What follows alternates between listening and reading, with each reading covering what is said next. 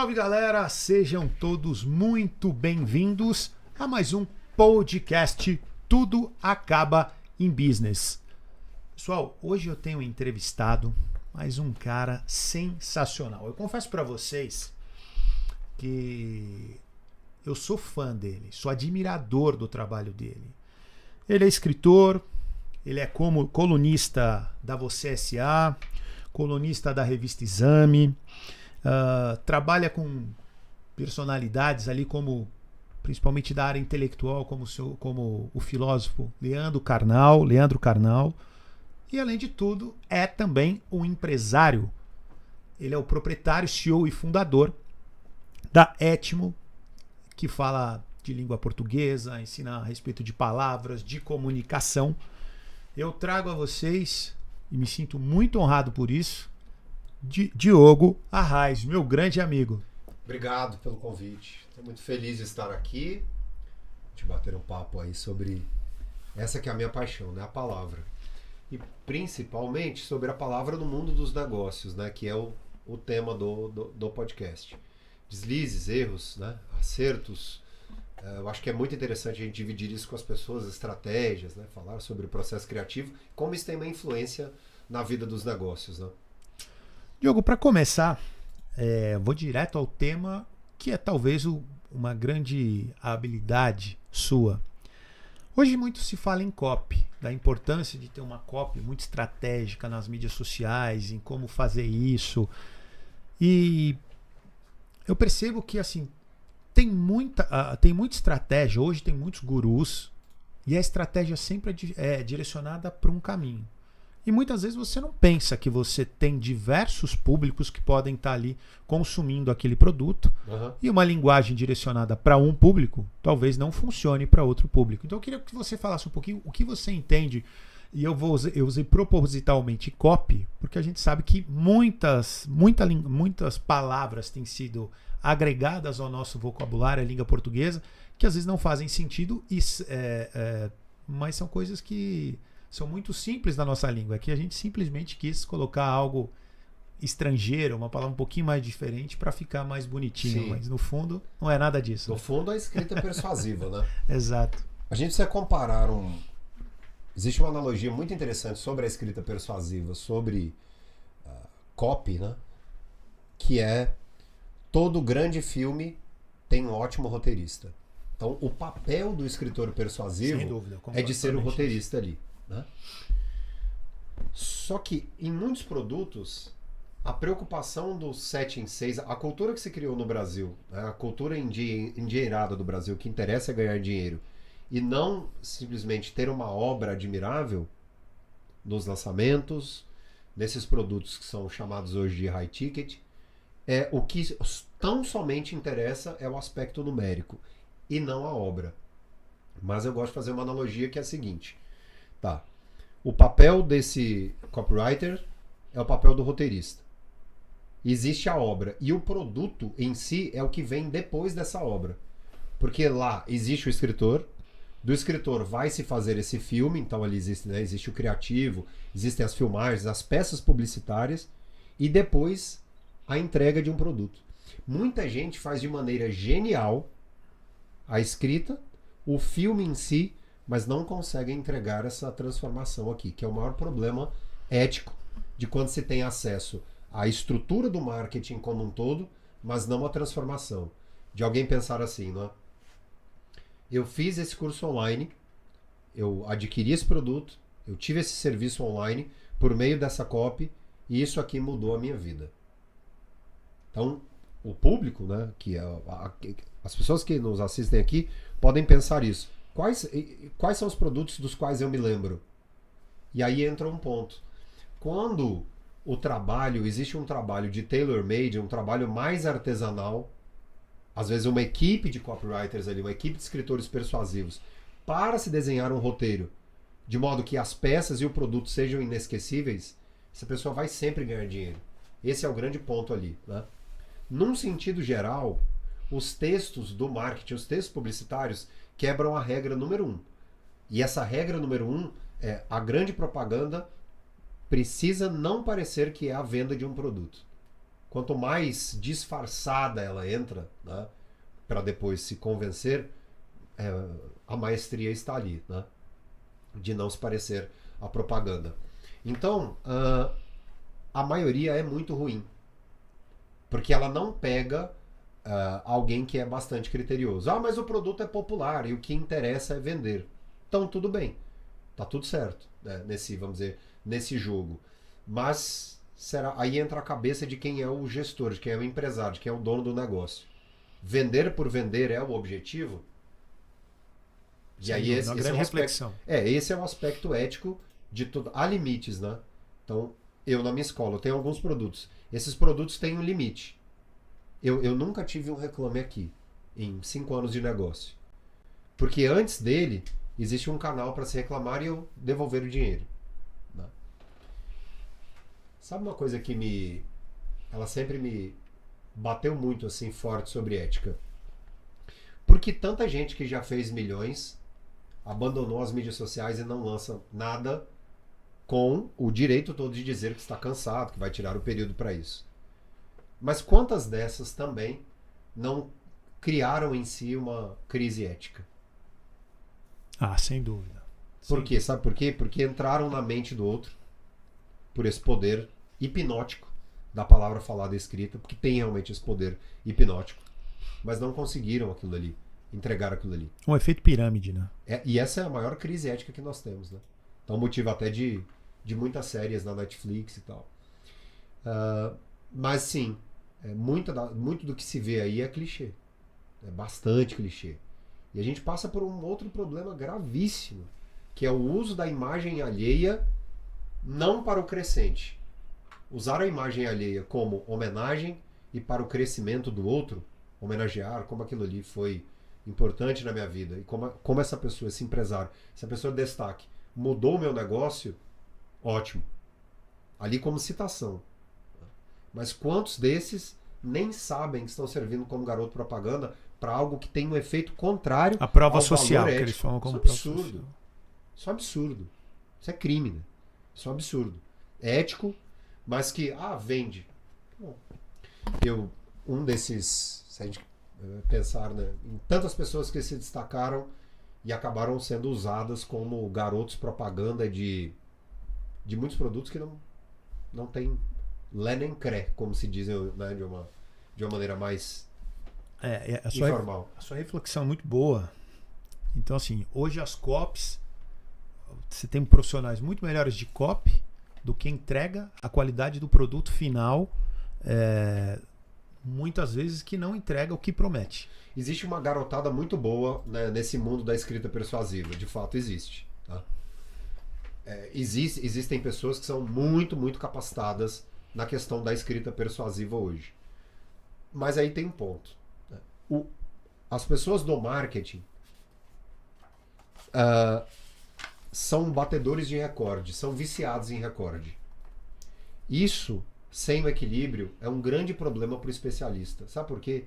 Porque nem sempre a equipe de marketing de um profissional de marketing, de comunicação estratégica, está pensando no sucesso a longo prazo desse comunicador, dessa pessoa que está ali. E aí quando eu falo sobre sucesso a longo prazo muita gente criou um fenômeno El Chan para alguns empresários, mas a cabeça desse produtor de conteúdo, desse professor, palestrante, empresário, quem quer que seja, é uma cabeça que se satisfaz em ser um grande artista de jazz por 50 anos. Esse é o problema. Exato. E aí se estica demais a corda e depois não vende. E aí quando o especialista vai falar com a equipe de marketing, um grande problema é esse. Olha, você precisa entender que é preciso vender um pouco mais e tal. A gente pode apertar aqui o carrinho, fazer um downsell, um upsell e chega. Chega. Então, é o problema do pensamento megalomaníaco. Isso é uma coisa muito séria e precisa ser realmente pensada quando a gente falar estruturalmente, né? Não de forma pontual, mas de forma... A gente percebe hoje, desde que... Eu estou tentando lembrar o nome do rapaz que escreveu o livro, que funcionou muito, que deu origem ao método depois do Érico Rocha, que vem lá atrás, que é a fórmula de lançamento. Eu li 2 vezes esse livro por interesse. Mas ele deu origem a um monstro, né, cara? Sim. Se você for parar para pensar o que se transformou isso, e muitas vezes é uma lavagem, exatamente. Qual é a porcentagem de pessoas que usaram, que acreditaram, que venderam patrimônios, que partiram para a indústria de lançamento? Eu não tenho esse número. Mas, de fato, ideia, qual é a porcentagem das pessoas incrivelmente felizes e realizadas com isso? Ela não é a maioria. Mas, ao mesmo tempo, quantas dessas pessoas tiveram uma mudança na qualidade de vida, no bem-estar? Porque a pessoa que importa o método para cá, para o Brasil, muitas vezes nem tem noção do impacto social. Ele, de fato, não tinha noção de que aquilo mudaria a história do Brasil de A a Z. De pensadores que são muito influentes e que usaram aquilo, de escolas extraordinárias, de empresas extraordinárias, mas o impacto que isso tem. E como isso é um grande sucesso e talvez a grande piração para muita gente que faz algo extraordinário. Como quando a gente pensa lá sobre Santos Dumont, será que de fato ele imaginaria a extensão da sua genialidade? Ou o grande artista que se incomoda com o sucesso? Um caso recente do Tiago meu Deus do céu, o cantor, me fugiu o nome aqui. É o York, né? Como é o nome dele? Thiago York. Que sumiu depois de um sucesso, uma coisa bombástica, assim, quase como um John Mayer brasileiro. E teve esse tempo, essa pausa, né? Porque acho que a cabeça também tem alguns limites. Então eu fico. O que eu penso é. Será culpa, entre aspas, porque nós estamos falando de culpa aqui, será consequência do próprio marketing dessa fórmula de lançamento no Brasil, com mudança de vida, uma coisa que eu comparo muito com a Herbalife lá nos anos 80 e 90 no Brasil, né, o Mark Hughes. O que ele promoveu, mas a porcentagem de pessoas que se realizaram com aquilo é muito baixa. E não é culpa do Érico. Não é. Sim, claro que aqui não é consequência do Érico, simplesmente. Mas é que o brasileiro é viciado em atalho. Porque ele quer ir pra praia no fim do ano, ele quer conhecer Paris, ele precisa viajar com a família pra Disney como sinônimo de realização. E eis aí o grande problema. Esse foi o grande gatilho mental aí. A vida não é apenas dinheiro. Não é apenas dinheiro. Mas em uma situação de emergência, muitos acabam se desviando de um determinado caminho ali, né? Ou porque de fato esse caminho não vai dar realmente certo, ele está decidido a fazer aquilo, e com isso elas vão para o mercado que não entendem, e ali começam a fazer alguma coisa e param e tal. Que é a história uma história que é muito interessante, é assim, né? Eu até troquei uma mensagem com ele uma vez, uma única mensagem. Foi com o Leandro Aguiari. E aí eu escrevi uma época, eu notei um desvio de concordância na bio dele. Eu falei, olha, existe um desvio de concordância, tal, é um plural aqui. Ele foi super gentil, muito obrigado e tal. E depois eu assisti a história dele. O sucesso dele está mais consolidado a uma fórmula ou porque ele era um cara de estúdio? Porque ele era um cara de estúdio. Ele já tinha uma base sobre fazer sucesso, sobre produzir pessoas, uma base muito forte. E aí quantas pessoas são ali espelhadas nessa carreira dele? Várias pessoas. Mas a porcentagem que vai realmente chegar ali ao topo é mínima. E aí nós, do outro lado aqui, nós precisamos ser conscientes sobre isso para delimitar essas fronteiras éticas. Isso é muito sério. Porque isso vai satisfazer tanto aquele que cria o produto, quanto aquele que vai receber. Isso é fundamental. Sem dúvida. Por isso eu gosto muito, assim, eu confio muito nas pessoas que garantem o produto. Olha, eu te garanto XYZ de resultado. Isso é muito interessante. Cara, e você estava falando de algumas pessoas aí relevantes, e eu admiro muito o trabalho de um dos seus clientes, amigo, parceiro, vou colocar assim, que é o Leandro Carnal. Eu acho que o Leandro tá entre os... Eu não vou polemizar aqui, mas ele está entre os 4, 5 maiores filósofos brasileiros, sem dúvida. Sim. Né? Ele, o Cortella, o Pondé, o Clóvis de Barros, enfim, né? De uma geração um pouco mais tradicional. Mas eu entendo que... Eu tenho comigo que ele entendeu um pouco melhor na entrada das mídias sociais, o novo mercado. Tá. E tanto que ele traz um cara como você para ajudá-lo a desenvolver a comunicação dele. Eu queria que você explicasse um pouquinho do trabalho que você faz com o Leandro, como é que funciona isso. Claro. E como é que você vê, por que você acha que o Leandro, além do conteúdo, que assim, é inquestionável, né? Uhum. Por que você acha que ele fez tanto sucesso, cara? Bom, o Leandro era uma criança, né? Antes de tudo, assim, dizer que a minha vida melhorou demais depois de ter esse contato com a parte escrita dele, né? Sou responsável pelas colunas, que tem uma entrada muito forte com os intelectuais aqui no Brasil. Então, eu, como jovem, uma das coisas que eu mais sonhava era me aproximar de acadêmicos da Academia Brasileira de Letras, né?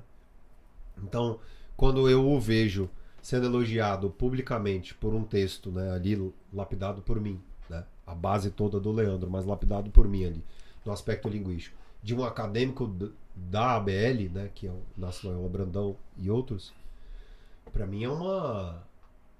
Esse é seu Oscar. É o garoto ali que eu pegava 8 ônibus por dia, e eu tinha isso na cabeça, né, de eu vou escrever, eu vou vencer pela palavra no Brasil. E isso aí como eu costumo sempre levar os meus pensamentos assim, a vida fez muito mais sentido. Assim, ser respeitado por aquele que eu admiro, para mim é o grande lance assim, da vida, né? Passada essa parte, né? Quem é Leandro Carnal? Né? Leandro Carnal sempre foi um garoto muito dedicado. Filho de um pai que era professor de latim e inglês, de uma mãe dedicadíssima, e tem a sua base intelectual numa escola católica, que é o Colégio São José, em São Leopoldo. E ele já, desde muito novo, guiado a entender a beleza da arte, né? A beleza da arte, da música como um todo, né? Que o Leandro é um grande pianista. O Leandro, se dedicasse eu não sabia. É um grande pianista. Se dedicasse à música, o Leandro seria... Mas ele viu o limite dele ali, né? Então, na casa dele tem um piano de cauda na sala, ali a gente recita versos, sonetos e tal. Então, desde muito garoto teve isso, né, essa base intelectual. Uma formação jesuíta. Então, esse Leandro da infância, até para quem quiser saber um pouco mais, nós ficamos 100 dias em um texto, 100 dias, que foi o texto de posse dele na Academia Paulista de Letras. É um texto que dura 17 minutos. Uau. Creio eu que com mais de 50 referências a 50 pensadores distintos. E aí o Leandro é uma pessoa muito determinada. O Leandro, olha, eu sou atleta há alguns anos, amador e tal, eu sempre gostei muito de esporte. E eu tive a felicidade.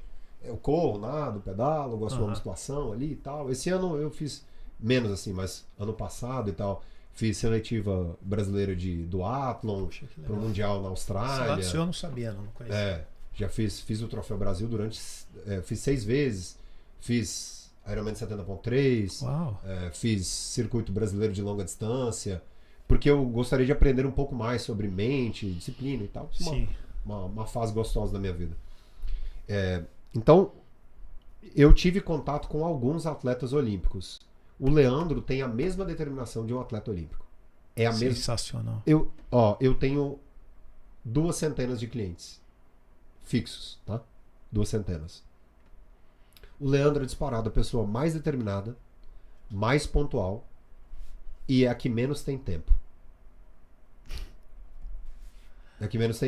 Se eu disser uma coisa a ele, a gente tem uma estratégia interna de produção das crônicas dele. Colunas crônicas, né? Às vezes ele me diz assim, hoje eu estarei às 2h27 em tal aeroporto. Então amanhã nós podemos fazer isso por volta das 8 horas da manhã. 7h58 chega a mensagem dele. Disciplina e precisão ali. Total. Não à toa, né? Chegou onde chegou. Mas, então, essa é a base dele quando garoto. Quando jovem, quando adolescente, então ele começa a mergulhar na literatura brasileira. E aí ele começa a gostar de tradução, Então, é um exímio conhecedor da tradução mesmo.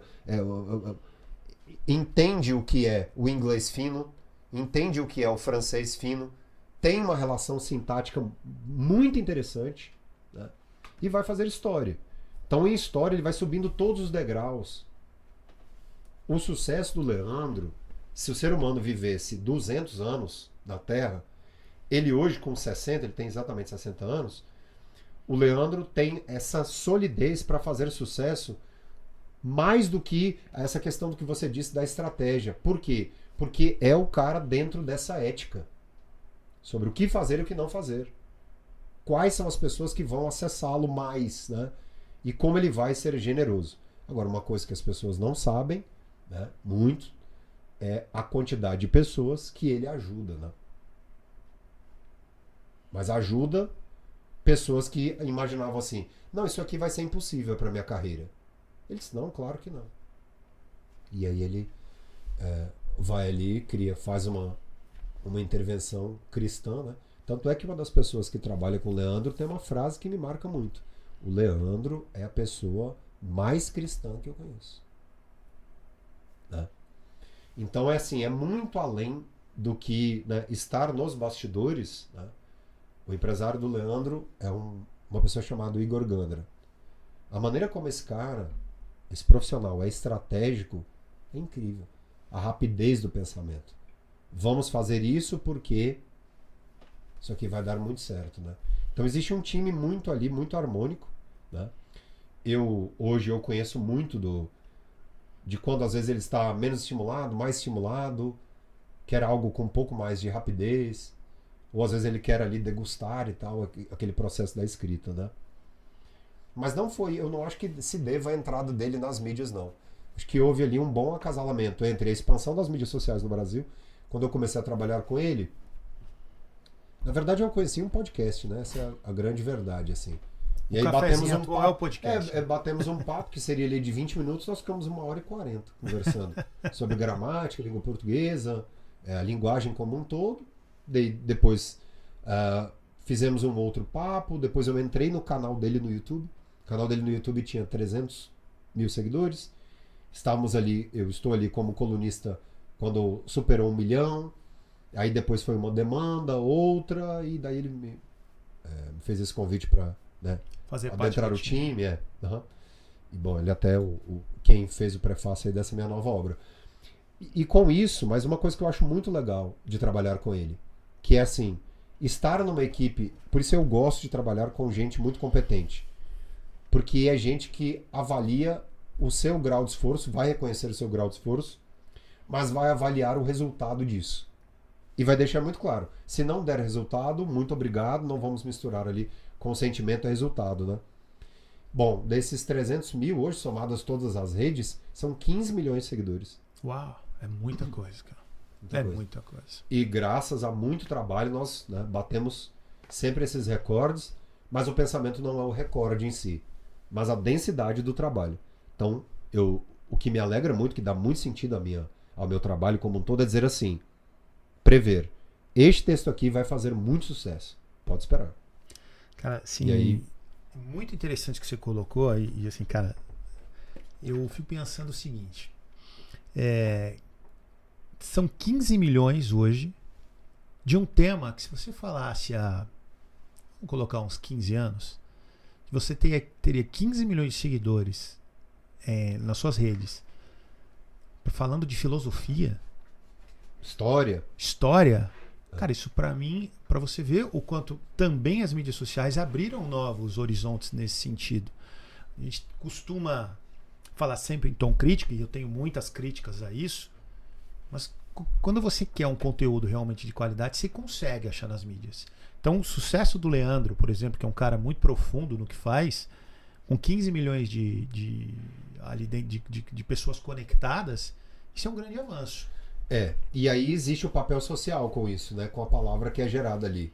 Quantas pessoas, Clóvis, a Monja, quantas pessoas, Pondé, quantas pessoas, os escritores, ali na velocidade de abrir um Instagram, né, viram um conteúdo E naquele momento elas desistiram de uma ideia suicida.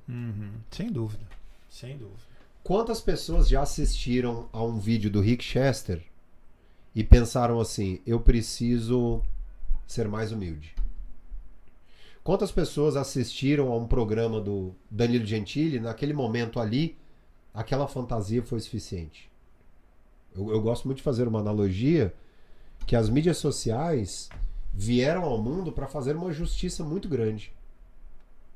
Porque o artista na década de 80 e 90, se não estivesse na BMG, o artista goiano, tá? Eu sou goianiense com muito orgulho. Eu amo meu time, que é o Goiás. Cidade linda, inclusive. Eu sou apaixonado pelo meu estado. Mas eu fui uma pessoa condicionada a reter uma parte do meu sotaque, porque senão eu seria tido no Brasil como caipira. Esse é um dos maiores legados que o Whindersson Nunes deixa à comunicação no Brasil. Porque o Whindersson, ele fez com que o sotaque de um nordestino ficasse mais respeitado no humor. Sem dúvida. Então, hoje o humorista carioca, né, que não consegue modular o sotaque, né, na excelência, na perfeição, né, hoje tem essa vontade. E às vezes esse lamento, né? Eu poderia ter nascido no Piauí. Então, uma pessoa que consegue isso em vida tem o maior troféu que ela poderia ter, que é tirar do seu trabalho, né, qualquer tipo de preconceito inerente a estado, raça, cor, credo, né? E a internet propiciou isso. A internet fez com que governantes tivessem de se ajoelhar a determinados influenciadores para que eles divulgassem determinada ideia, que apoiassem determinada ideologia, porque a colonização no Brasil fez com que a Academia Brasileira de Letras, Rio de Janeiro, o maior estádio do Brasil, Rio de Janeiro, os veículos de comunicação, Rio de Janeiro. Então, como é que um professor goiano ou um professor que é de Roraima vai adentrar um veículo de comunicação? Impossível. Impossível. Então, na década de 80 e 90, era muito sacramentado, tanto é que a gente tomava susto muito grande, né? Boa noite, hoje estamos aqui recebendo Carolina Ferraz, essa atriz goiana maravilhosa. Oi? Você é goiano? Então, esse susto é por quê? É o susto do improvável, né? O susto do improvável. Quer dizer, há 1 hora, em um voo, estavam em um lugar desse. Então, do futebol, nas artes, na comunicação como um todo, né, o carioca sempre esteve em um patamar de privilégio, porque estava ali, né? Então, da bossa nova para cá, né, quantos instrumentistas poderiam ter uma chance muito grande, mas optaram por ficar nos seus estados e não tiveram um trabalho divulgado, né? Então, hoje, um dos nossos maiores instrumentistas no chorinho, Hamilton de Holanda, que é de Brasília, né? Brasília ainda teve muito dessa sorte, Você vai ter no Legião, porque de 60 para cá. Você vai ter algumas... Mas por quê? Porque eram pessoas de famílias do eixo. Tinham amigos do eixo. Então Brasília era populada por... Tinha essa população do eixo. Então se chegava lá. Como Goiânia, 1h30, não tem os principais artistas de rock, alguém fala, pô, mas Goiânia tem rock, Goiânia tem música popular. Marcelo Barra, que é o sogro do Mateus, Jorge Mateus, que é o pai da Marcela Barra, esposa dele, por A mais B, é um artista que deveria ser reconhecido até fora do país pelo que ele fez. Pela genialidade, assim, é uma pessoa na composição e na voz, assim, muito próxima dessa geração da Bossa Nova. Mas aí, entre o Nelsinho Mota fazer uma coluna sobre a Narinha Leão, né, era ali muito mais próximo e de mais conhecimento do que um artista sul-mato-grossense. Sem dúvida. E sul-mato-grossense no país, quem foi? Talvez a Helena, né, na viola. Tivemos, salvo engano, sul-mato-grossense, entra um ou outro ali. A novela Pantanal fez muito isso, né, no Brasil. O Almir Sater, eu não sei se é sul-mato-grossense ou mato-grossense especificamente. Não sei a Muito bom, origem. inclusive. Não posso falar, se você puder verificar aí Almir a todos Almir nós. Sater. onde nasceu. Salvo engano, é no interior de Mato Grosso do Sul. Mas é um. Quantos outros geniais ali também foi muito estavam, né? beneficiado pela novela que ele fez, né? Muito. O Pantanal lá atrás, Muito. que foi o que trouxe essa exposição, né? Que é de Campo Grande. Então, acertei. Quer dizer, Vocês vão e pegar aí um pouco havia dessa- um ou outro, né? Então, com essa... com a internet fez isso, né? E sabe o que eu sentia muito, assim, quando esses influenciadores começaram a ficar famosos? Gabi Amarantos, artistas, influenciadores, Sim. né? Produtores de conteúdo. Existia uma coisa ali quase que do aval. Quem que dava o aval para dizer assim, essa pessoa pode entrar nesse meio, né? Que eram os globais. Luciano Huck, Sabrina Sato. Né? Então, isso é muito curioso. É bem interessante pensar sobre isso. Né? E essa nova geração que vem aí, com essa base ética e a consciência nessa cultura mais descentralizada, é super interessante, né? Super interessante. Sem um caminho aí, um dúvida, horizonte. sem dúvida. E, cara, eu te vejo falar assim, com tanta paixão do que você faz, do que você construiu, do time que você faz parte. E quando eu pego o seu livro aqui, eu vou colocar aqui, Amar a Língua para amar a língua é preciso ler. Dá uma olhada aí, gente. Na capa ganhei. Com certeza vou ler. O Diogo, eu queria que você falasse um pouquinho dessa sua inspiração. Da onde veio a sua paixão? Porque eu vou falar isso para vocês sem dúvida, gente. O Diogo, ele é um dos maiores conhecedores de língua portuguesa do Brasil. Isso não é exagero. Então, quem conheceu década de 80, 90 principalmente, Sérgio Nogueira, professor Pasquale, hoje o Diogo está nesse patamar. Talvez sejam os professores dele, sejam as grandes referências, mas ele está no mesmo patamar hoje. E quando você pega a língua portuguesa tão questionada, principalmente hoje em dia, nessa história da linguagem neutra, não sei nem se eu devo te fazer essa pergunta. Claro que deve. Eu não tenho. Eu não temo nenhum tipo de pergunta. Né? Não temo nenhum tipo de pergunta.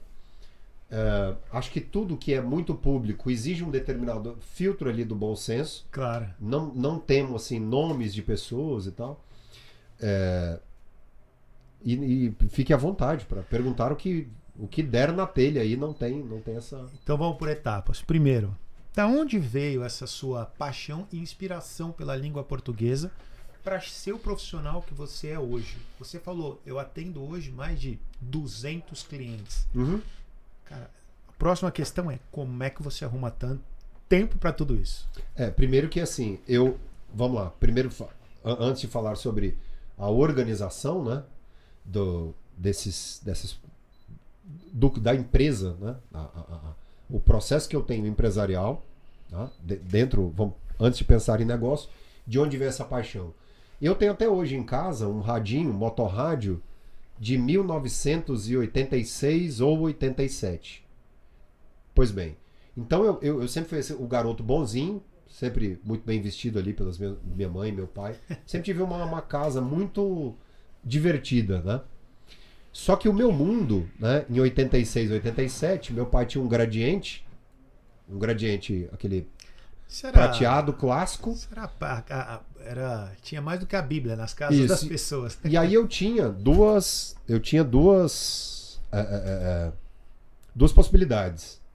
Então, aqui à esquerda eu tinha o RPM ao vivo, foi gravado em 1985 aqui no ginásio do Ibirapuera e produzido pelo Ney Mato Grosso. Pouca gente sabe, né? Que sucesso, eu não sabia. O sucesso se deve a isso. A produção foi do Ney A produção do Ney, a produção de palco do show Ney Mato Grosso. E o que ele inseriu no Paulo Ricardo, Fernando Deluque, PA Paulo Pagni e o Schiavon, Luiz Schiavon. Essa é a formação do RPM do disco de 1985. Original, né? O Ney Mato Grosso deu algo que toda pessoa, todo famoso precisa ter, que é o sex appeal. Então ele deu o sex appeal. Se a gente observar o palco do RPM, é o mesmo palco é o Sting ali brasileiro, né? Uhum. Então é o contrabaixo e tal. Tem muito daquela pegada. Então à minha esquerda eu tinha um disco do RPM, à direita eu tinha um disco da Xuxa, ou do Sérgio Malandro, um disco do Chaves que havia na época. Sim. E tal. E eu achava um pouco... a minha emoção não era tão forte ouvindo o disco da Xuxa, ou do polegar que eu ganhava, né? Eu ganhei quando criança, sou como sou, aonde vou. E achava aquilo muito repetitivo, então não me causava sensação. No disco do RPM, então aquele disco que eu sei de A a Z, isso, dentro do fone, aquilo ali me transportava para uma coisa fantasiosa, né? E aí eu falei, poxa, isso aqui é extraordinário, né? Existia a letra, então a gente tinha a letra com o compositor, então eu via lá London, London, letra, Caetano Veloso. Eu falava, caramba, interessante e tal.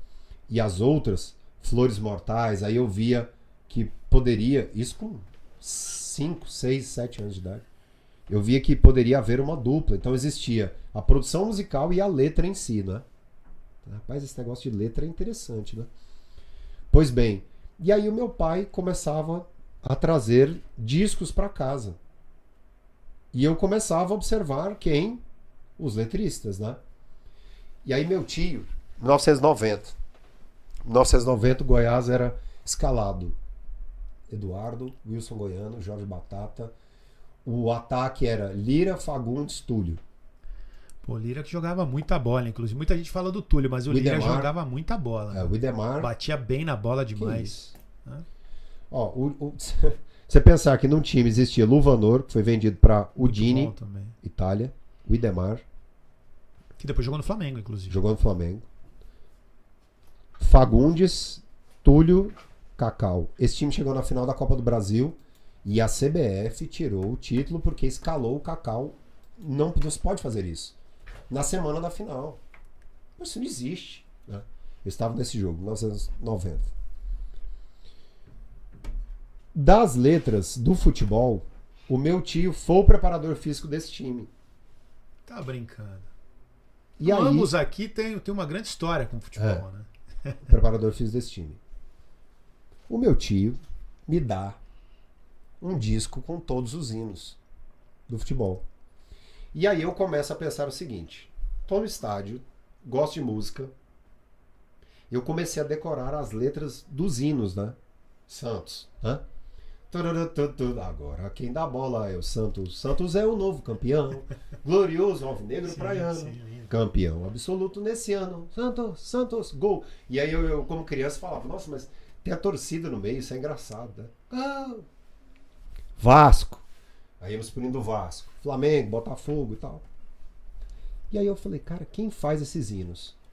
Eu comecei a perceber que os hinos mais bonitos, vamos assim dizer, eles tinham um autor, Lamartine Babo. Rapaz, esse cara é interessante. Então, comecei a perceber que tanto do Flamengo quanto do Botafogo são muito parecidos na melodia, Lamartine Babo. Eu ia para a escola, observava a letra de quem? Do hino nacional. Quem era o autor do livro, né? E aí esse processo foi evoluindo, né? Bom, e tem uma história muito curiosa de sala de aula, assim. Existia uma coleção chamada Para Gostar de Ler. É uma homenagem, o meu livro é uma homenagem para essa coleção, né? Porque ali eu vi que uma criança, eu como criança, ficava fascinado em como eu ali fui teletransportado para um mundo fantasioso pela literatura. Eu falava, que coisa linda isso. Quer dizer, alguém cria, faz uma crônica e isso é bonito, né? Pois bem. Então ali, garoto, rádio, música, um bom aluno, a coleção do Hermínio Sargentin, coleção pela FTD, que você tinha que desafiar a sua própria escrita. Adorava ditado, então era fissurado em ditado. X, S, cedilha e tal. E aí uma coisa que foi muito emocionante que aconteceu, são muitas histórias, mas uma coisa muito emocionante que aconteceu. Quando garoto, eu sempre gostei muito de decorar as trilhas. Slogan. Eu falava, isso aqui não é tão bem feito quanto... Em Goiânia existia um supermercado chamado Supermercado Marcos. E o Araguaia, que é a praia do Goiano, né? O Araguaia sofria demais com árvore cortada, tudo lá. Foi lá que o Fernandão, infelizmente, faleceu. Grande Fernandão, né? Que estudou na minha escola. Aliás, um grande cara, cara, que sujeito no futebol diferente, né? Diferenciado, assim, chamava por responsabilidade, muito, né? Muito diferente. Elegante. Elegante, jogava muito, mas era também um grande arquiteto de liderança positiva dentro dos clubes.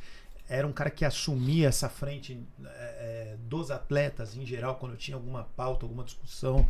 Cara, esse cara faz muita falta no futebol, viu? Sim. Muita falta. Aliás, não só no futebol, né? Porque ele é o Fernão sempre, e foi sempre muito convicto que seria craque, sabia?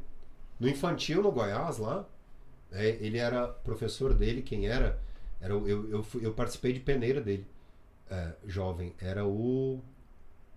Vamos lembrar o nome dele aqui. O Allan Kardec. Ele fazia as peneiras no Goiás, né? E ele já bateu o olho e falou, isso aí é craque. Isso aí vai ser craque. Depois ele teve lá com o grupo do Matinha, que jogou no Goiás na década de 70. 1973 era do time. Jogos clássicos, assim. Também joguei com o Matinha. E aí, o Fernandão sempre foi esse cara muito convicto, né? E voltando à parte da escola, tem muito esse negócio da convicção, né? Em Goiás existia o supermercado Marcos, né? Sim. E olha o que o supermercado fez por causa da comunicação. Então vamos fazer uma canção. Chegou um mês? Ah, sim. Mas antes, a peça publicitária não poderia ser para os adultos. Ela tinha que ser para atingir as crianças. Então a peça viralizaria para atingir, porque uma criança quando corrige o pai é muito mais forte. Uhum.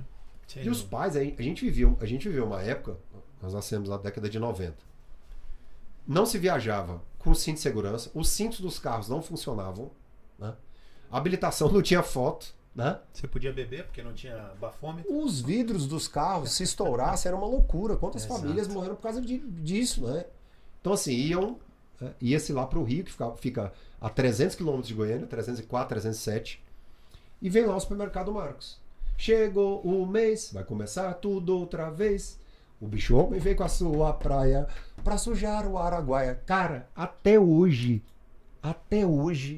eu me emociono com essa Cara, você se emocionou. Esse brilhantismo. Literalmente, né? Isso é brilhante. Sem dúvida. Quer dizer, eu tenho 42. Eu tinha 6 anos. Então, essa é a função da palavra. Você é 80 ou 81? 82. Ah, eu sou 80. Vou fazer 42 já. Ah, Essa é a função da palavra. sim. O inesquecível.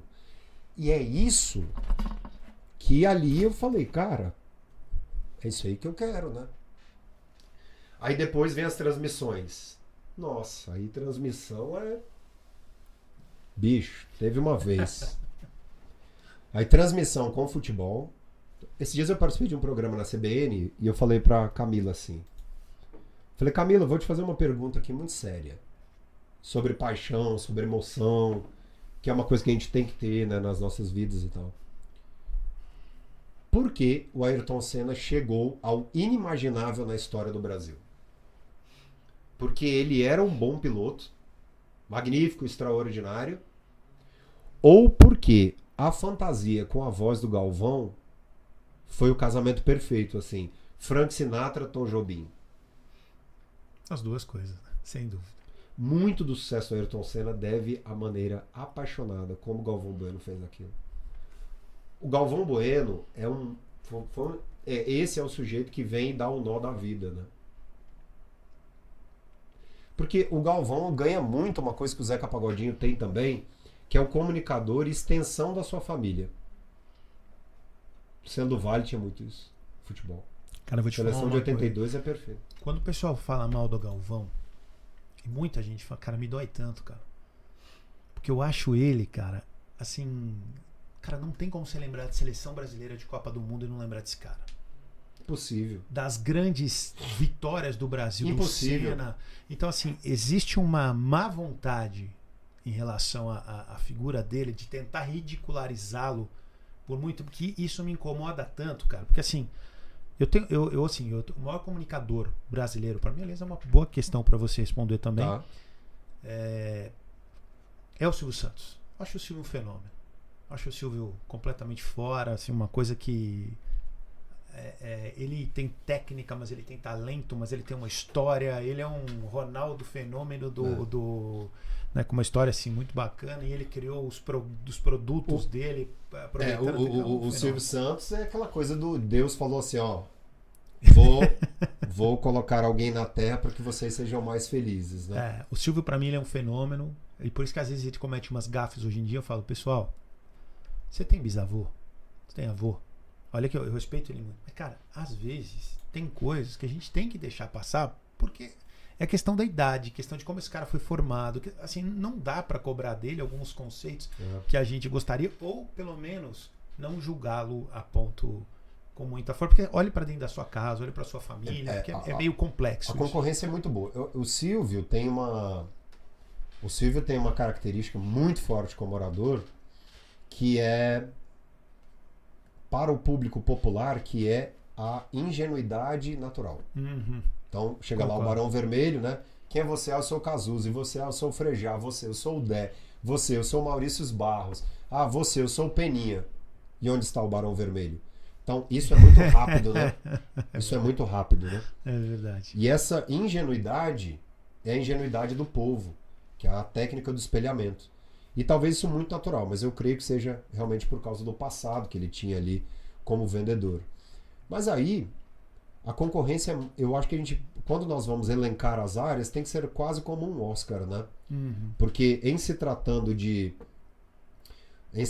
programa de auditório, ele vai ficar por muito tempo no primeiro lugar aqui da América Latina. Sem dúvida. América Latina, sim. É bem difícil. E olhe lá. Mundial. Quando não pensamos aqui, né, nas Américas, né? Cara, eu acho que ele tá. Se você pegar nos maiores do mundo, o Silvio vai estar entre os 10, com certeza, cara. Ou entre os 20, não sei. Mas ele tá com nessa certeza. Seleção aí é muito boa. E aí, quando pensamos na coisa do auditório, né? Mas o auditório se deve muito ao Faustão. O Ratinho é muito bom de auditório. Sagaz. O Ratinho é rápido. E é um cara que, depois de ter dado o nó da vida também, eu acho que ele tirou um pouco o pé nesse talento todo, nessa genialidade toda. Assim, ficou numa zona mais confortável, né? Mas quando ele vai pro SBT ali, o Ratinho, Record, SBT, na transação, minha Nossa Senhora. Eu lembro do Ratinho na Gazeta. Minha Nossa Senhora. Você lembra do Ratinho Minha na Nossa Gazeta? Senhora. Que ele quebrava o CNT. Ele tinha os fax. Pra quem não lembra disso aqui. CNT. Cara, ele tinha, aliás, tem muita gente que não sabe que é um equipamento. Ele era concorrente fax, do Alborguete. Cara, ele tinha ali o equipamento dele, ele quebrava, ele recebia ali as mensagens de algum tipo de crime, alguma coisa, ele quebrava, ele jogava, ele virava a mesa. Cara, ele virou um fenômeno com essa comunicação extremamente popular. Sabe um cara muito bom de câmera e de auditório? Sérgio Malandro. Hora do Capeta, 1988, SBT, TV4, TVS. Esse cara foi monstruoso. Você lembra, né? A época do programa do Malandro também, que ele teve também Total. na Rede TV. Mas eu acho que ele, o Serginho, novo, trabalhando para crianças, fantástico. Ele era que ele estrelava alguma coisa com a Xuxa e tal, os Trapalhões na época, né? Mas auditório, Silvio Santos.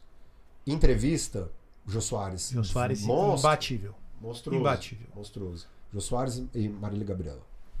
Concordo, mas pra mim ele é o melhor. Eu acho ela fantástica pra mim, mas o Jô pra mim é o maior de todos. Gabi é muito boa, muito boa. Acho ela sensacional. Os dois melhores, sem dúvida. Marília Gabriela, gigantesca. Hebe Camargo, ótima entrevistadora, mas mais apresentadora do que entrevistadora. Ela era como eu digo, show. Aliás, uma boa pergunta. Como é o showman ao contrário? É showwoman, né? Showwoman? Showwoman, Iron Showwoman.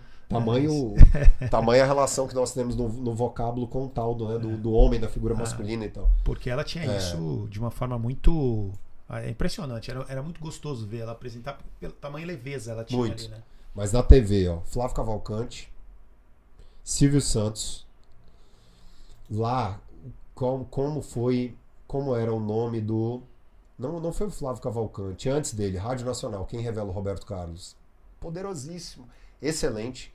E aí, pensando no rádio, qual é o monstro do rádio, qual é o gigante do rádio brasileiro?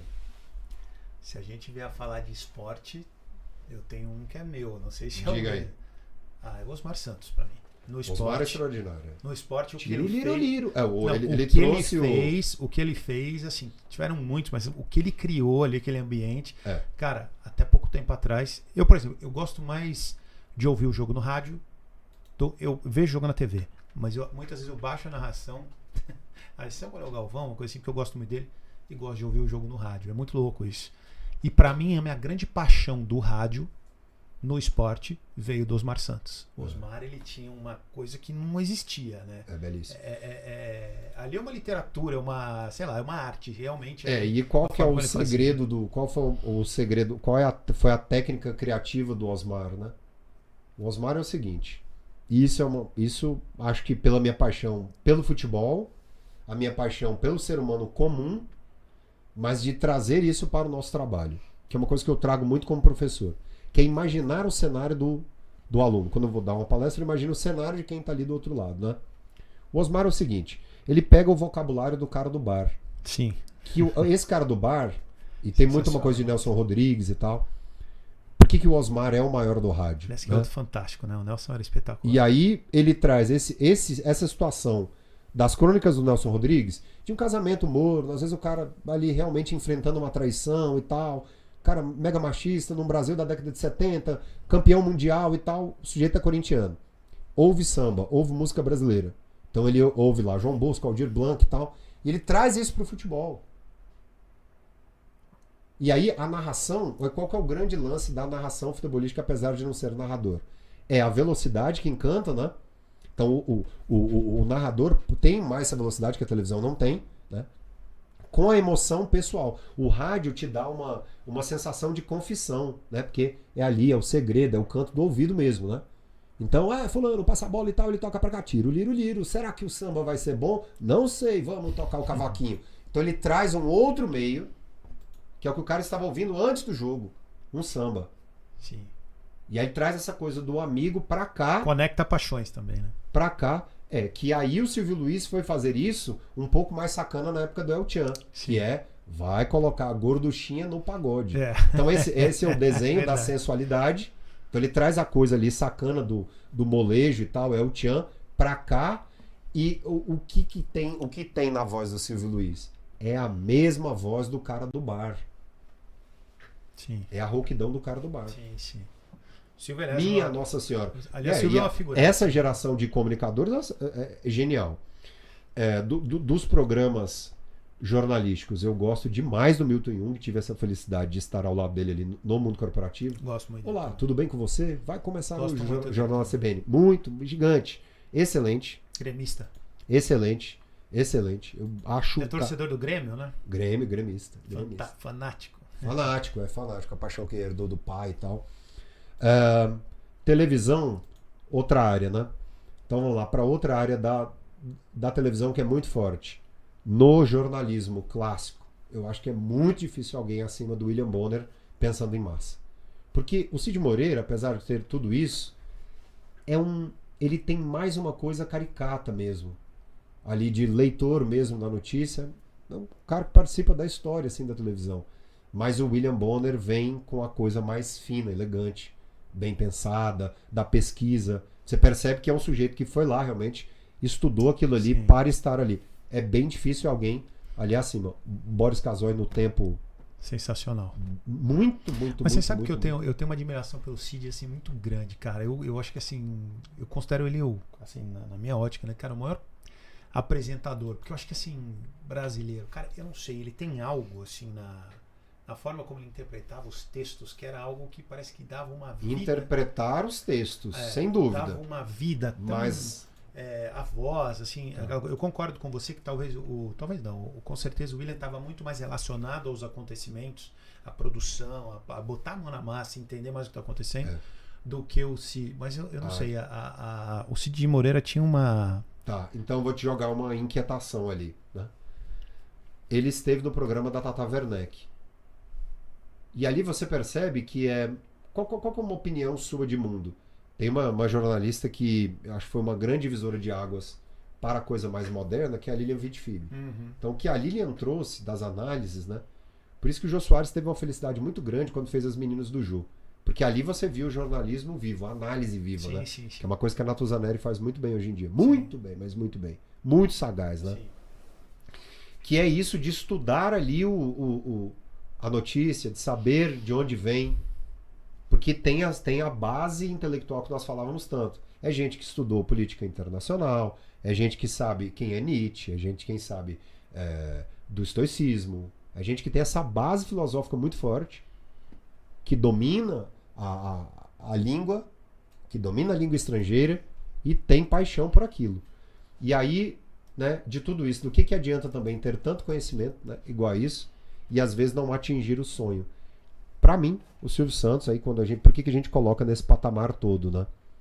Porque o Silvio Santos é um dos maiores jogadores de xadrez que eu conheço. Qual xadrez? O xadrez social. É uma raposa. O Silvio é uma raposa. Porque além de ter essa performance do palco, é um sujeito que nos bastidores faz muito bem. E aí eu havia prometido a você de falar sobre a coisa do negócio, né?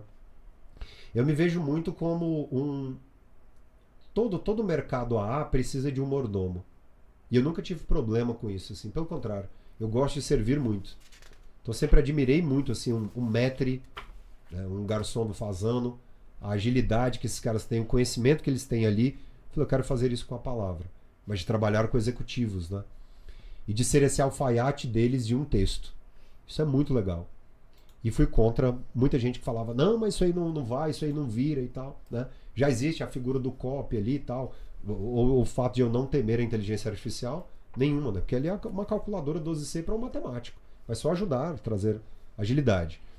E as pessoas com quem eu falo durante a semana, ou são em grupos, né?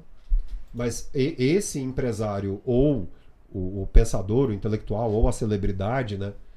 Que às vezes me encomenda um texto, ou a empresa com uma determinada campanha ali, e ali eu sou o curador linguístico dela, são poucas.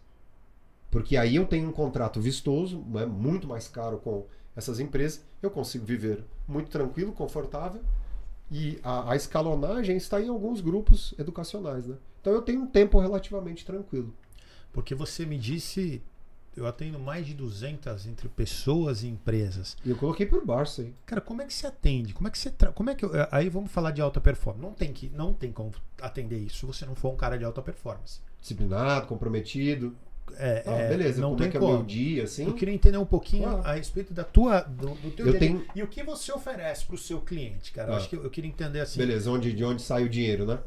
Na verdade, assim, por que vamos colocar da seguinte forma. Eu, Marcelo, tenho 3, 4 empresas, quero contratar você. Onde você, Diogo, conseguiria me ajudar? Nossa, beleza, que maravilha. Trazer de uma forma bem simples.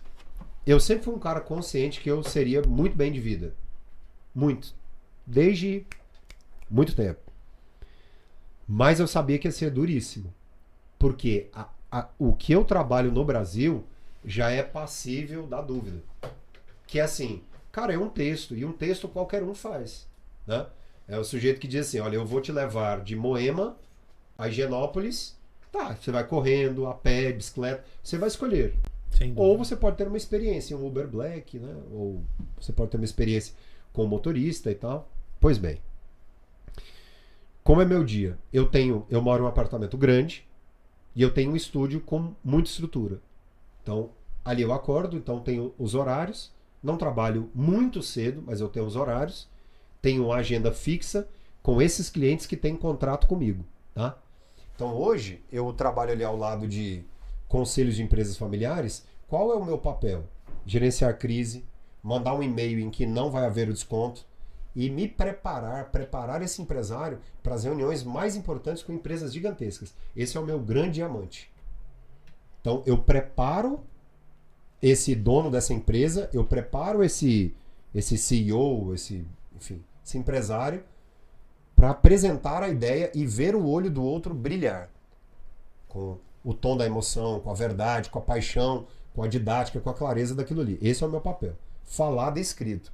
Então eu vou desde aquele processo de alguém se interessou pela empresa, então eu sou ali um confidente e vou estabelecer a estratégia de apresentação textual. Pode ser um painel, pode ser uma entrevista, pode ser claro. Tá? Dentro da sua empresa, quais são os problemas que poderiam minimizar-se, que problemas ficariam mínimos em relação à comunicação? Então vai desde a revisão, a clareza, o tamanho deles, o estilo que esses textos têm. Então, todo cliente meu tem um texto estiloso. Então, um dos principais players de moda do Brasil. As pessoas, quando eu escrevo alguma coisa lá e ele coloca no Instagram, as pessoas colocam, uau, que texto, que isso e tal. Uma situação prática, tá? Esse cara é um grande empresário. Grande empresário. E aí um médico falou, sua consulta é muito cara. Eu falei, vamos fazer uma resposta muito fina. E fizemos um histórico da vida dele, sobre o número de horas e tal, e sobre a noção de ser caro. Essa postagem foi comentada por pessoas que são muito, muito expressivas no país inteiro. Os maiores coaches, os líderes das áreas e tal. E aí, essa é a minha grande medalha ali, né? Ver a admiração pelo texto falado ou escrito dessas pessoas muito bem posicionadas. Mas meu trabalho não funciona para pro popular, assim. Eu quero só tirar a minha timidez. Não. Se a pessoa não tiver clareza sobre aonde ela quer chegar, meu trabalho não. Eu sempre gostei de trabalhar com o público AA. O serviço garantido, a alta exigência e fazer com que aquilo seja de fato o mais original que ele conheça ali. Eu adoro ser desafiado. Então você, sem dúvida, é um profissional de alta performance, porque você trabalha com pessoas que exigem muito. Então você tem que estar completamente preparado para atender em alto nível esses seus profissionais. Isso. Então, diante desse cenário, como é que você se prepara? Cara, eu vou te falar assim, cara, o que você lê, o que te inspira, o que te mantém assim diferente e antenado pelas necessidades que você hoje tem que atender para conseguir entregar o melhor para esse público tão seletivo quanto o seu? Sempre ter um momento criativo. E esse momento criativo é de abastecimento em relação à arte. Cinema, teatro, música, sempre. Sempre. Do mais fino que existir. E essa curiosidade sobre como foi composto e tal. Então, se eu tenho um cliente, eu vou te contar um caso de uma cliente mais recente, que trabalha com governança corporativa. Ela me deu uma missão. Eu preciso ter uma coluna muito chique pelo LinkedIn. Beleza, o que eu vou fazer ali agora? Ela me contratou.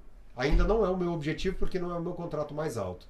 E eu acho que o meu serviço vale, no mínimo, o dobro. Mas eu preciso provar. Então, claro. Esse é o meu jogo é muito limpo com o empresário nesse sentido. Tá? Até porque também, se eu não for reconhecido, eu, Diogo, eu saio fora.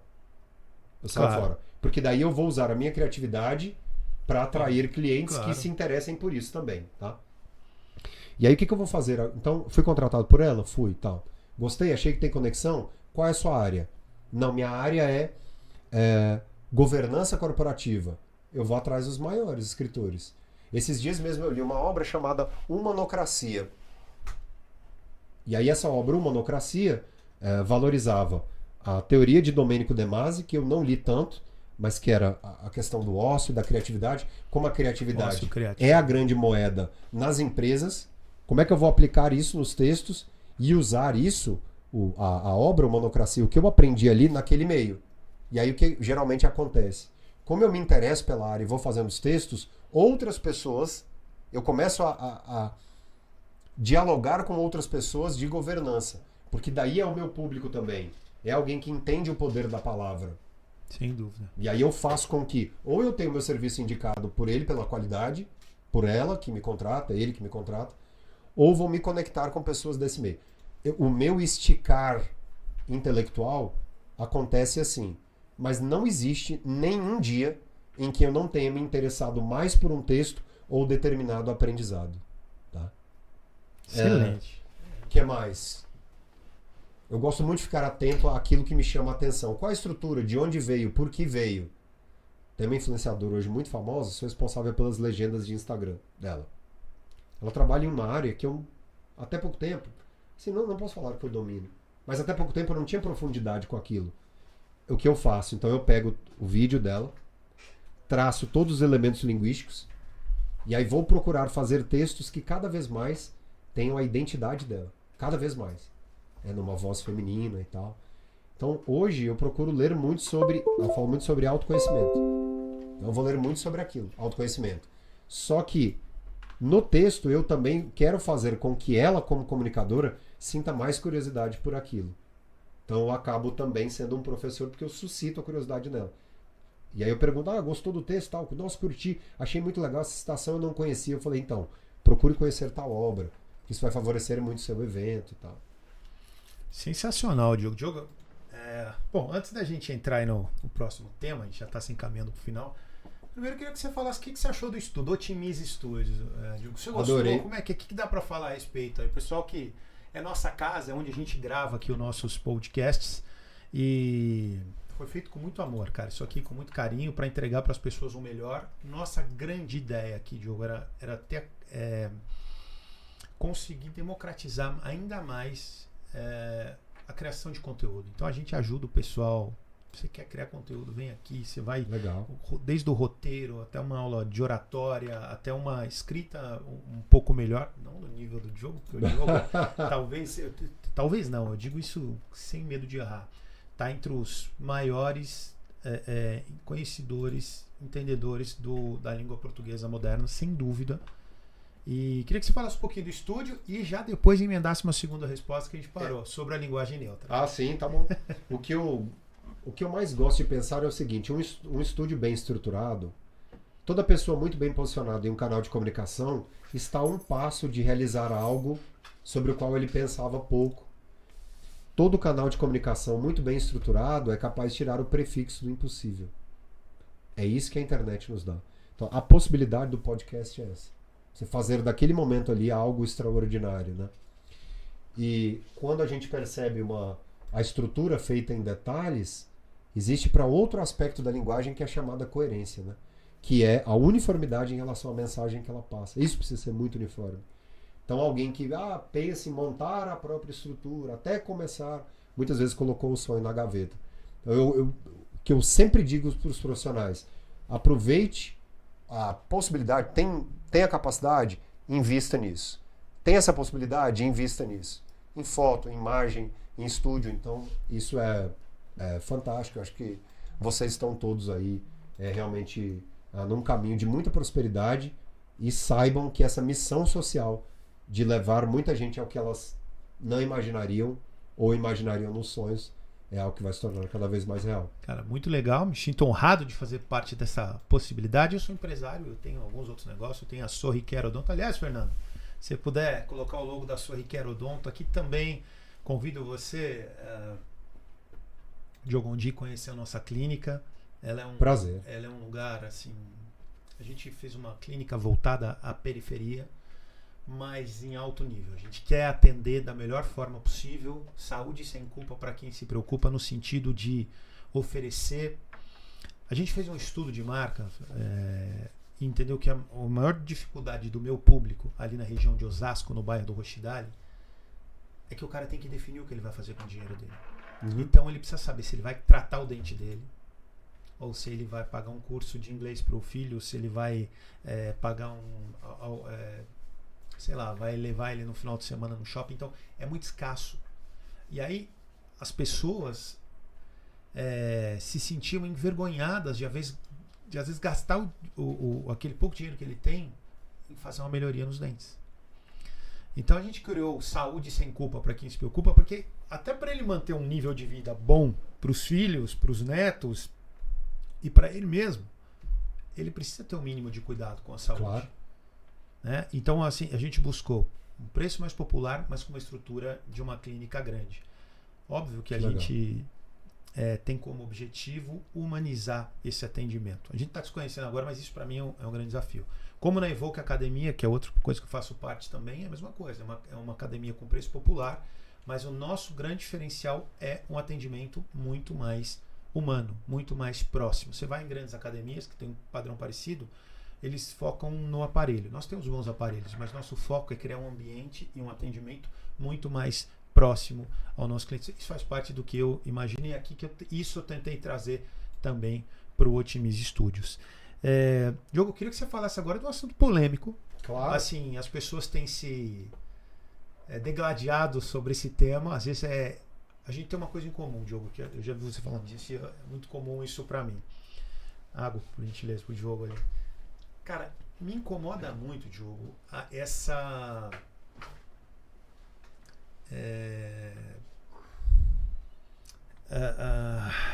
dificuldade que a gente tem hoje de ter liberdade para expressar nossas opiniões. Tá. Então, assim, a gente fala que o país tem democracia, mas você não pode falar algo que de repente está sendo imposto por uma cartilha.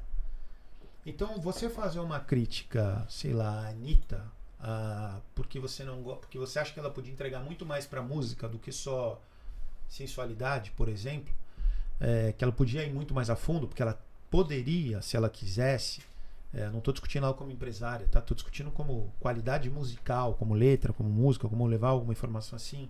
Ou, poxa, sei lá, de vários outros artistas que a gente tem aí. E uma dessas coisas é linguagem neutra. Se você entrar no papo linguagem neutra, de um lado você é atacado, do outro também. Eu particularmente acho a língua portuguesa muito linda, e eu acho que não caberia uma mudança por esse motivo. Mas eu queria ouvir você que é um profissional, um especialista nisso. Beleza. Resposta com filtro ou sem filtro? Cara, eu vou te deixar à vontade porque você é o cara que é especialista nisso, mas eu preferia que fosse sem filtro. Sem filtro, vamos lá. De 5 anos pra cá, depois de 2018, naquela época dos Black Blocs e tal, sim, o Brasil começou a perceber essa coisa ali de uma possível mudança, né, com uma série de pontos nos bastidores. Então muitos viam ali como um novo olhar, uma nova pessoa ao poder e tal, né? E o ex-presidente Bolsonaro tem algo peculiar, que é ele começou a dar voz para muitas pessoas, uma voz como autoridade e tal, em diversos campos, e pessoas que eram de outras áreas passaram a ser comentaristas políticos. Porque já tinham um determinado público. Então pensa uma coisa aqui, seguinte, vamos supor que Diogo Arraes, no começo de 2018, tá, me aliasse a A ou B, mais ali ao presidente da República, e tivesse uma postura completamente conservadora, e se postasse ali como professor perfeito, ele recebia todo mundo, não recebia? Eu já tinha ali um determinado conhecimento. Eu poderia fazer o seguinte, olha, eu vou conversar na redação da Exame, né, lá eu vou fazer quase 11 anos já, e eu vou usar do meu conhecimento linguístico para deixar subentendido que o presidente é um herói. Essa coluna vai ser lida no Planalto, ele vai me chamar lá e vai dizer, né? Professor é assim, ainda tem esperança com isso. Eu acho que ele, em muitos momentos, foi muito ingênuo com os oportunistas. Em muitos momentos. Eu não tenho dúvida disso. Beleza. Não tenho dúvida Esses oportunistas chegaram lá, a esse lugar de destaque. Imagine que, de repente, né, vem lá uma atriz que fez papéis horríveis, de repente ela está ao vivo falando sobre política, sem ter estudado sobre o tema, né? E aí entra uma coisa que é a ética, né? Eu falo, bom, eu não posso fazer isso. Eu não sou celebridade, eu sou um professor, né? Eu não acho que essa é uma estratégia. Ela é uma estratégia, mas não é a estratégia que eu quero para minha carreira. Como eu vi dia desses nos bastidores, um dos escritores que eu mais admiro perguntar sobre alguém do mercado, dizer o que aconteceu com fulano. Eu disse, aconteceu que, imagine você estar ao lado de um presidente da República, inebriado por uma série de elogios. Então muitos foram assim. Que é o que eu digo que foi um dos maiores pragas bolsonaristas, a coisa do cercadinho. Eu digo para ele, eu digo bolsonarista no sentido para ele, né? Porque ali surgiram vários vídeos curtos que foram ruins para uma estratégia dele. Eu acho que na estratégia falhou demais, né? Beleza. A gente tinha uma possibilidade muito forte no Brasil de ter uma liderança de fato. É o que eu digo. Eu sou um presidente da República, né? Tá aqui uma repórter, ela pergunta, presidente, por que o senhor não vende mais? Uma mulher nova, começando sua trajetória no jornalismo, sabe o que é? Vocês, tal, vocês precisam assim. Não. O líder, o verdadeiro cristão, uma pessoa que realmente tem Cristo no coração, dizer, olha, muito obrigado por ter me falado sobre isso, eu acabei de sair do carro, mas realmente você tem razão, eu vou usar máscara e eu prometo à população que eu serei o último vacinado. O próprio secretário de comunicação do presidente Bolsonaro disse, nós temos um vídeo que vale 10 milhões de votos. Ele não quis. Ele não quis. Assim, é a primeira vez que eu falo isso. Eu não gosto de misturar tanto, mas é sem filtro, é sem filtro. E também, passado o tempo, pode falar sobre isso. Ele deu voz. Aí a gente percebe o Lula, usando a estratégia de discurso, de oratória, com a máscara, dizendo: acabou. Eu vou usar máscara, eu estou de volta para o jogo. E se eu tiver que dar a vida, eu vou. Acabou! E aí só ia piorando. Aí eu tenho um amigo, né, que até hoje acredita em conspirações e coisas malucas. Ele diz assim: Diogo, você só fala mal do cara. Eu falei: não, eu não só falo mal do cara. É que a gente precisa perceber o que é deslize estratégico de discurso de comunicação, que é uma coisa que eu conheço. Então, muitas pessoas foram oportunistas e chegaram ali a lugares em que elas não têm bagagem para aguentar essa pressão toda política. E jornalistas políticos inteligentíssimos começaram a perder espaço para essas pessoas. Isso é absurdo. Né? Mas ali existe o jogo. Diogo, uma coisa, eu tenho uma questão que eu preciso te falar, eu preciso te perguntar. Me disseram que você foi convidado pelo governo Bolsonaro para trabalhar na comunicação. No meio lá, eu tive uma reunião com uma pessoa lá da presidência e tal, para que eu fizesse lá uma série de blocos sobre o que fazer e o que não fazer na comunicação. E eu não mexi com isso. Fosse o dinheiro que fosse. Primeiro ponto. Eu já sabia da atuação egocêntrica, da mesma forma que foi ali dentro da Secretaria de Cultura. O que aconteceu ali foi bizarro. Um sujeito colocou uma música de Wagner ao fundo, com discurso propositalmente. Só não vê quem não quer, né? Então, assim, ali um pouco antes eu já não tinha esperança alguma em relação à chamada coerência. E cada vez mais radical. Esses são vídeos que eu adoro observar depois para perceber o que não se fazer como líder de um país. De um país. Né? Então, primeiro, eu posso ter todo o conhecimento do mundo. Todo o conhecimento do mundo. Mas jamais humilhar principalmente os jovens. Pelo fato de ele ser jornalista e trabalhar no veículo que for. Xingar? Isso não é parte da elegância de um líder. O xingamento a uma mulher. Ele tem uma filha, a filha dele vai ter aquela idade. Como é que ele vai se sentir se ela for jornalista e lá no futuro alguém fizer isso contra ela? Que é isso? Não se faz. Sim. Isso não se faz.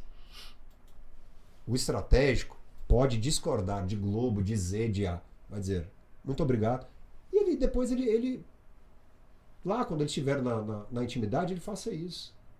Mas esse ódio que ele trouxe para ele... Ele não treinou comunicação. Ele tem um problema de articulação de determinados fonemas. Ele não treinou. Ele nunca fez um texto com fluidez. Sempre pausas. O verso bíblico que ele abraçou durante a campanha não tem um ritmo interessante. Né? Mas também ele só chegou lá muito por causa dessa polêmica de bater em tudo e em todos. E uma parte muito estratégica de discurso, ele deu voz ao policial, que nunca foi ouvido, ao evangélico, que era motivo de piada. Isso é absurdo. Ele deu voz ao evangélico, a muitos pastores no país. E o Bolsonaro conseguiu também, estrategicamente, dar uma voz de que vocês estarão protegidos no Brasil. O cara que assalta tem que ir alguma coisa. Essas três partes aqui, ó, foram exatas. Enquanto o outro lado perdeu muito por isso, né? E começou a crescer com o quê? Com o erro dele mesmo. Com o erro dele mesmo. Pois bem. Vamos chegar lá, né? E aí alguém fala o seguinte: mas o outro... Rapaz, para mim o outro, o Lula, não existiria se não fosse a pandemia. Lula não viria aqui. A voz do Lula começou a aumentar com isso.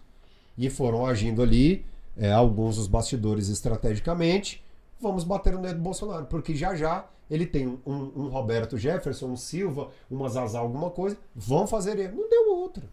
Não deu outra. Para quem conhece o mínimo de política e tem a mínima vontade em discutir isso, beleza. As pessoas estavam iluminando o celular esperando alguma coisa de ET há pouco tempo. Isso é inacreditável o que aconteceu no país, né? Dentre outras tantas coisas, se falarmos aqui, nós poderíamos fazer uma análise entre um e outro, né? Já eu comento sobre os maiores deslizes da esquerda, sob o ponto de vista do discurso também, que foi o que me O que me trouxe uma grande decepção, uma enorme decepção à época, com o que o Lula pregava em discurso e que depois foi tão incoerente. Tá? A pauta do gênero no Brasil. Por que falar sobre gênero no Brasil incomoda tanto? Né? Porque as pessoas... língua tem muito a ver com política. Língua tem muito a ver sobre essa história de que o professor na sala de aula doutrina sim. Rapaz, veja bem o seguinte. Toda pessoa muito bem educada... Esses pais e essas mães que fazem isso abrem uma literatura? Incentivam os filhos a conhecerem música clássica? São de fato os verdadeiros, esses que se dizem tão cristãos, sabem um dos maiores princípios de Cristo, que é nunca educar pelo medo? Essas pessoas que são tão contrárias ao aborto, mas defendem a pena de morte de um sujeito que às vezes foi pego ali de maneira errônea. E aí ele é motivo de vídeo repassado no WhatsApp de alguém pisando na cabeça de um negro, de uma pessoa assim assada. Que humanismo é esse? Que Jesus Cristo é esse? Que atua tanto assim? Porque foi um homem extremamente humilde, líder, e que não precisou humilhar ninguém, não. Pelo contrário. O professor Olavo pode ser um grande pensador para muitas pessoas aqui. Mas que lamentável humilhar as pessoas. Pesquisadores e tantas pessoas. O que os pesquisadores sofreram no período Bolsonaro? O artista como um todo. É da mídia, sai pra lá e tal. Então, olha, tem gente que falou, a pessoa que fica em cima do muro diz a Bíblia é um demoníaco. Isso é pesado. É pesado isso aí. Isso é muito pesado. Sobre a história de doutrinar, né? Então, os pais estão preparando esses filhos. E aquela bizarra história de kit gay. Que negócio de kit gay, meu irmão? E aí, com isso, a universidade do WhatsApp, né, ele lá no programa da Gimenez ou no CQC, Bolsonaro, tem que acabar com isso, assim, assado e tal. E as pessoas foram comprando essas ideias de vídeos que vinham assim. Não se lê todo o texto. O Brasil, eu digo, compreensão textual no Brasil é matéria de saúde pública. Matéria de saúde pública. Essa é boa. E aí o seguinte, por que nós exaltamos tanto com a questão de gênero no Brasil? Porque eu não quero que um filho meu, você não quer que um filho seu o quê? Seja feliz? Tenha paz interior? Então eduque na sua casa. A língua, falando especificamente sobre a língua portuguesa, existem estudiosos muito sérios sobre a questão do gênero.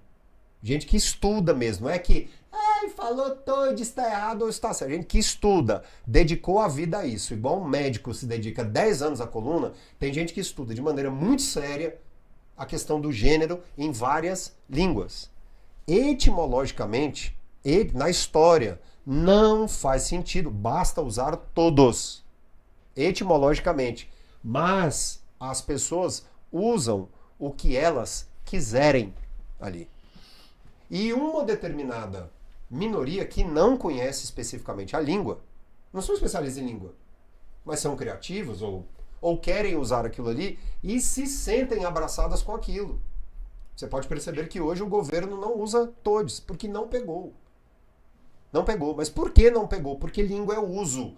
E não é se é do 13 ou do 22, ou se tem arminha para baixo e para cima. Sim, para com isso. A discussão é muito mais profunda. Mas a pauta de gênero incomoda muito mais. Porque o homossexual no Brasil ainda incomoda muito. Né? Porque o Brasil é declaradamente um país racista, machista, e a minoria no país não tem voz. Esses que se dizem tão conservadores, que se dizem tão cristãos, no mínimo deveriam agir com elegância em relação aos outros. E o preço foi altíssimo. Mas e os erros da esquerda? A maior incoerência que eu percebo, então, só para te dizer, gramaticalmente, pode não fazer sentido. Mas não tem necessidade. Mas socialmente, não tem necessidade, basta dizer todos. Mas por que muitos oradores acabam dizendo todos e todas? Que ali ele tem uma bandeira política no discurso. Política social. Não é política dessa política que escolher o candidato. É de social. E se a gente se incomoda, porque um sujeito ele tem direito de usar um humorista, um artista, uma pessoa informal, ela tem o direito de usar a palavra do jeito que ela quiser. Eu só tenho um questionamento disso, cara. Eu só não gosto da obrigatoriedade de falar, ó, agora se é obrigatório eu colocar isso. Eu concordo com você. Não podemos converter ninguém. É isso. O que nós temos é que preservar as crianças, dando a elas um pensamento ético, moral,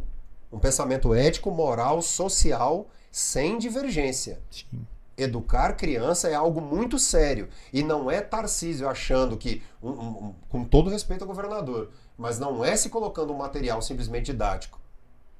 Sem a análise de educadores que se dedicaram a vida a isso.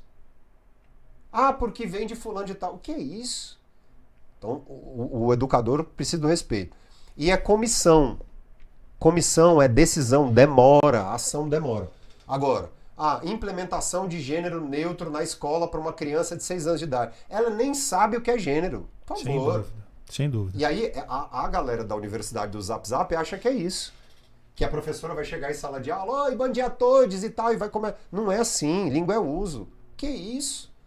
Tá com medo demais de uma coisa que língua não... é uso, né? é isso aí. Agora, muitos dos oportunistas aproveitam desse discurso, defendem a linha A, tem likes, vendem curso online. Entendeu? E é isso que eu não tomei o partido lá. E a gente precisa também fazer o maior erro da esquerda para mim nos últimos anos, o maior erro de um senhor chamado Luiz Inácio, que ele tem uma dificuldade louca em dizer que errou. De uma maneira gravíssima. Existem números, aí já é do seu ponto de vista matemático, esses números provam que instituições como a FUNCEF, a Petrobras, minha mãe trabalhou 30 anos na Caixa Econômica e teve que pagar por causa de prejuízo. Uma aposentada de 70 anos teve que pagar o prejuízo. Esse senhor nunca veio a público demorado para dizer, eu errei, eu fiz isso. Não. Que história é essa que existe um ser humano intocável? Ainda mais sendo um político. Sem dúvida. Que é isso? Sem dúvida, Gil. O que é isso? Sem dúvida. Então, muita gente, essa é a minha visão. As próximas eleições serão muito interessantes, porque os que votaram, que se manifestaram contrário a esses erros de comunicação estratégicos do Bolsonaro, são pessoas que vão abraçar um candidato raposa, elegante, que tem a liderança. O Brasil carece de líderes. O Brasil não... E essa polarização, todos nós perdemos com elas. E você imagina, que história ética dessa de presidente da República pedir Pix? Tem que pedir Pix para o hospital. Um homem desse não precisa de dinheiro mais, é aposentado. Ninguém tem essa crítica. Onde se pagou a isso aí? A multa que esse homem tanto deve para pagar 17 milhões, que manifesta é esse? Isso não existe, Marcelo. Mas aí eu vou te fazer uma pergunta, Diogo. O problema é ele ou o problema é quem doa? As duas coisas. Porque se criou a idolatria. Ninguém é obrigado a fazer isso. Mas uma pessoa que está na liderança, ela sabe que vai comandar. Se ela falar, vende seu carro e tem que doar para o presidente, porque amanhã vão vir os extraterrestres aqui. Tem gente que é ingênua. O cara ético, ele sabe disso. Ele sabe da força da sua voz. Essa questão de liderança aí a gente... Mas aí é o seguinte papo. Nós vamos conversar mesmo para um critério evolutivo, que quando um errou, tá tudo bem, tá tudo certo, isso aqui eu não sabia, peço perdão sobre isso. Agora esse negócio de atacar os outros, aí uma pessoa que não conhece nada de política, achar que está sendo injustiçado, que doou tanto, que declara guerra e manda vídeo por WhatsApp, que é isso? E as famílias que não se falam mais, é complexo. Exatamente. É complexo, é verdade. Cara, pra terminar, cara, estamos caminhando pro final, quero te fazer uma pergunta de uma figura polêmica também. Não é brasileiro, mas é um cara assim que o cara vendeu muitos livros, é um cara hoje palestra no mundo todo, tem muita gente ama, muita gente odeia, mas é um cara que escreve muito bem, inclusive, né? Que é o Jordan Peterson. Eu queria que você falasse, se você tem, que você citou ele em algum momento, né? O Jordan tem pelo menos 2 livros aí que chama Mapas do Significado, Maps of the Meaning. E o outro 12 Regras para a Vida. 12 regras. Que esse sim viralizou o mundo inteiro. Sim. Um dos livros, acho que foi o livro mais vendido em 2022 ou 2023, do ponto de vista mundial. que você acha a respeito dele, cara? Antes de tudo, a gente pode respeitar e não concordar, né? Toda análise de discurso, análise da obra, da carreira e tal, a gente pode, primeiro, respeitar e pode discordar. E respeitar e concordar. Esses best-sellers, esses gurus da vida, são pessoas que salvam muita gente do buraco. Uhum. Muita gente do buraco. Não é uma arte. O que ele produz não é literatura em si, né? Mas sim um manual de como conduzir a vida. É um gigante, é um baita estrategista, é um sujeito que, se tivesse a pele do Bolsonaro, ganha fácil as eleições. Fácil. Fácil. Porque esse é realmente extremamente inteligente e articulado. Acabou. Né? Racional para jogar o jogo. Aliás, a gente estava falando de oratória e retórica. Esse tem além da oratória muito boa, a retórica dele é impressionante. Né? Eu não vejo esse cara perder um debate. E sempre... E se não perder, o outro lado, que possivelmente ganhou, vai sair dali muito feliz, né? E aí o que... Esse devorou Schopenhauer. Exatamente. E aí o que... Não entendo... O que eu penso de Jordan Peterson, então, não é arte, porque não é uma obra artística, mas é uma obra social, né? Muito abraçada pelos conservadores e tal. E tá tudo certo, acho que a gente precisa aprender com as diferenças, né? Mas tem muito conteúdo, né, cara? Muito. A obra dele é mais profunda. A gente falou de muita gente aqui hoje que não tem profundidade, mas, cara, eu gosto muito daquele Raymond Dalio. Sim, esse é muito bom também. Raymond Dalio. Porque existe ali um método, né? E aí o que eu digo quando o método é um caminho para se fazer, para se usar. Então, ó, vou colocar 3 aqui, tá? Jordan Peterson, Raymond Dalio e o norte-americano que é o Tony Robbins.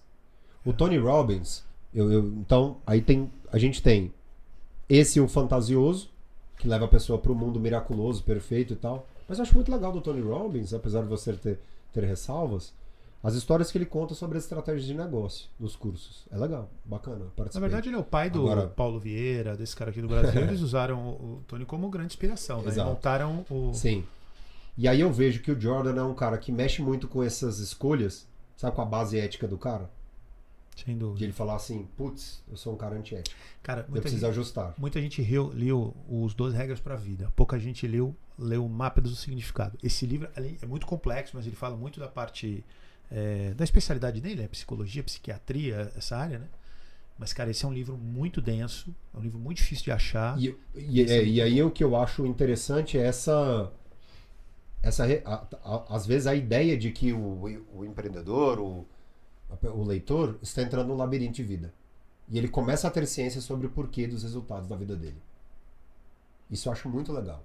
Mas não é arte. Então, não é arte. Obra que, uma grande obra, mas que vai deixar um legado. É um legado muito próximo, assim. A gente pode colocar quase como um filósofo moderno mesmo, assim. Sim. Sabe, alguém que lá no futuro, daqui a 100 anos, alguém vai falar, puxa, esse cara, o Domenico De Masi, mudaram aqui a visão. O Bauman. Ele já se apresenta como filósofo, né? Ele nunca diz que mas já apresentam ele como filósofo. O Bauman, né? De alguém olhar a obra do Bauman e falar, puxa, legal. O do Eric Hobsbawm. Ou a gente pensar aqui no Brasil, Antônio Cândido, e alguém falar, puxa, ele mudou o pensamento moderno em relação à literatura e tal. Nossa, então, essas pessoas estão em outro patamar, realmente. Sem dúvida. E aí o outro que eu disse, quem foi? Dalio. Raymond Dalio. Que aí sim, é outro já, né, especificamente nesse mercado de numérico do dinheiro e tal, né, como um grande guru mesmo. A obra Princípios é muito interessante. Sensacional. Muito interessante. É uma lição de vida mesmo. Aí, respondido. Diogo Arraes, meu grande amigo. Ó, gente, de novo, vou te dizer o seguinte, uma grande honra estar do lado desse cara. Sem dúvida, um dos maiores conhecedores de língua portuguesa do Brasil, de uma escola aí que substituiu, eu não posso dizer se substituiu, mas que veio posterior aí a professor Sérgio Nogueira, a muita gente boa, né?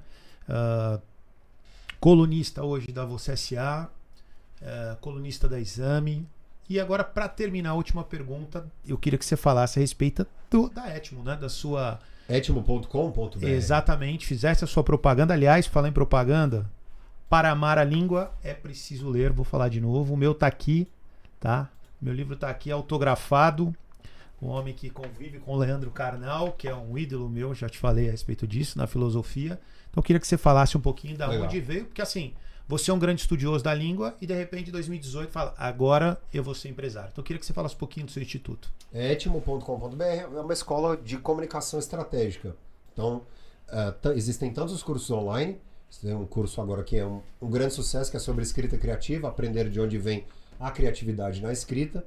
Nós estamos prestes a lançar um clube de comunicação, que é um ambiente online em que as pessoas interessadas em praticar vão perceber, isso aqui do discurso é interessante, e aí é numa mensalidade, e a partir dessa mensalidade, sempre pré-marcado alguns horários para o treino. Uma academia mesmo de comunicação. E tanto o discurso falado quanto escrito. E além disso, dentro da Etimo existe a possibilidade de se contratar uma palestra minha, uma consultoria e esse processo de assessoramento constante em tudo que se refere à palavra dentro de um negócio.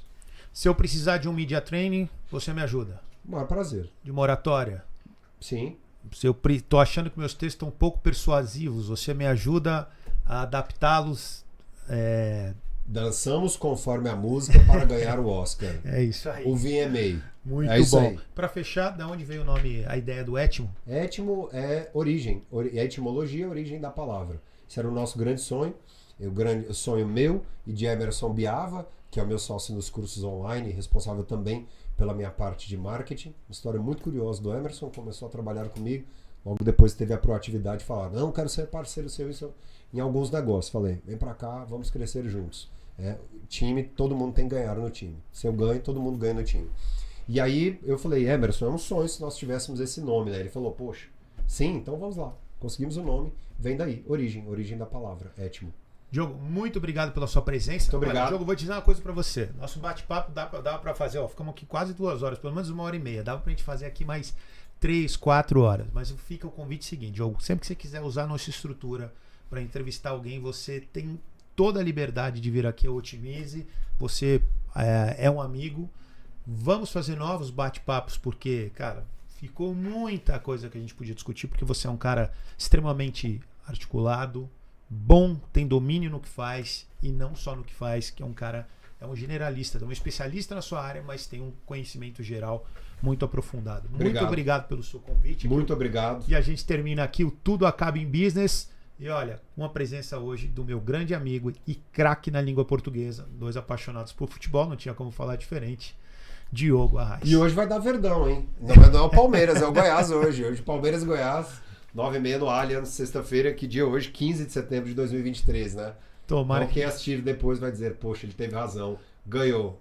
Ó, a minha história no futebol também, um dia eu vou te contar, ela é longa também. E aqui tá chegando, por falar em futebol, o CEO do Cruzeiro, Pedro Martins, um grande amigo meu, vai participar com a gente.